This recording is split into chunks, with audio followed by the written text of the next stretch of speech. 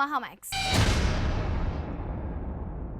ముఖంలో ప్రత్యేక ఆకర్షణ ఆమె చిరునవ్వు. ఆమె నవ్వితే చాలు తెరపై వెలుగులు విరజిమ్మినట్లుంటుంది.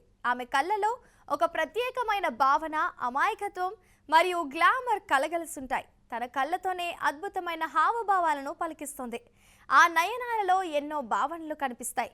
వెడల్పాటి కళ్ళు, కలుకొనల్లో చిన్నటి చెమ్మ ఆ కళ్ళను మెరిపిస్తాయి. ఏ తీరు వస్త్రాలు వేసుకున్నా తీరుగా, అందంగా, హుందాగా ఉంటుంది.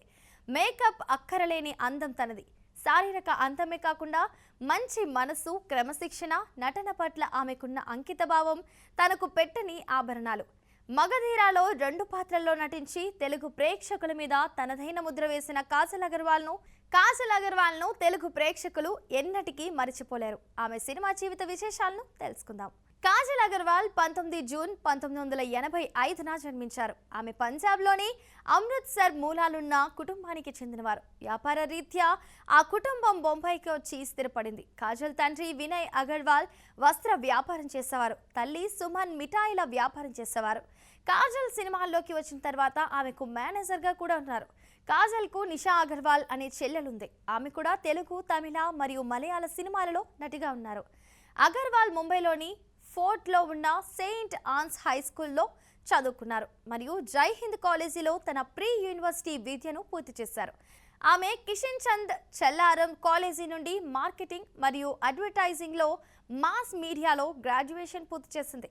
2011లో ఆమె ప్రభాస్తో కలిసి మిస్టర్ పర్ఫెక్ట్ సినిమాలో ప్రియా అనే డాక్టర్ పాత్రలో నటించి 3వ ఫిల్మ్ఫేర్ అవార్డును అందుకుంది. అనంతరం తమిళ రీమేక్ హిందీ సింఘం సినిమాలో అజయ్ దేవగన్ సరసన హిందీ రంగంలోకి మళ్ళీ వెళ్ళింది.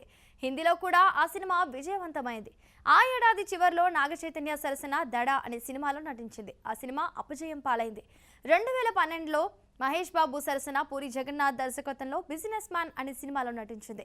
ఈ సినిమాలో ఆమె పాత్ర తక్కువ నిడివి ఉన్నా కూడా సినిమా విజయవంతమైంది. కాజల్కు మంచి పేరు తెచ్చిపెట్టింది.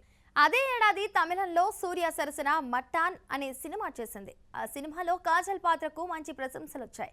అంతేకాదు ఉత్తమ నటిగా తమిళ విభాగంలో పలు అవార్డులు కూడా అందుకుంది. అదే ఏడాది చివరిలో సారొచ్చారు అనే సినిమాలో నటించింది. ఆ సినిమా పెద్ద ప్రభావం చూపలేకపోయింది.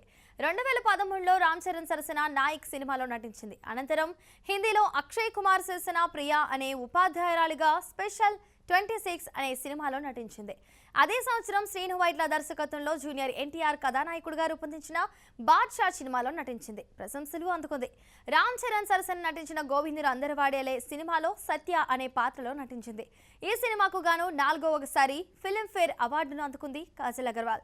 తర్వాత పవన్ కళ్యాణ్ సరసన సర్దార్ గబ్బర్ సింగ్ సినిమాలో నటించింది. తర్వాత కాజల్ పలు తమిళ సినిమాల్లో నటించింది. ఎన్టీఆర్ నటించిన జనతా గ్యారేజ్ సినిమాలో ఒక ప్రత్యేక పాటలో నటించింది. అనంతరం చిరంజీవి 150వ సినిమా ఖైదీ నెంబర్ 150 చిత్రంలో రానా సరసన నేనే రాజు నేనే మంత్రి సినిమాలో నటించింది. దీని తర్వాత పలు సినిమాల్లో నటించినప్పటికీ ఆమెకు అంత పేరు ప్రఖ్యాతలు రాలేదు. దాంతో ఆమె గ్రాఫ్ మెల్లగా తగ్గుతూ వచ్చింది. 2020లో గౌతమ్ కచ్లు అనే వ్యక్తిని పెళ్లి చేసుకుంది. 2022లో వారికి నీల్ అనే కొడుకు పుట్టాడు. ఇది తన అందాలతో దక్షిణ భారతదేశ సినిమా ప్రేక్షకులను ఉర్రుతొలగించిన నటి కాజల్ అగర్వాల్ కెరియర్ ప్రయాణం. 2020లో సింగపూర్లోని మేడమ్ టుసాడ్స్లో అగర్వాల్ మైనపు విగ్రహాన్ని ప్రదర్శించారు. దక్షిణ భారత చలనచిత్ర రంగానికి చెందిన ఒక నటి విషయంలో ఇలా జరగడం ఇదే మొదటిసారి.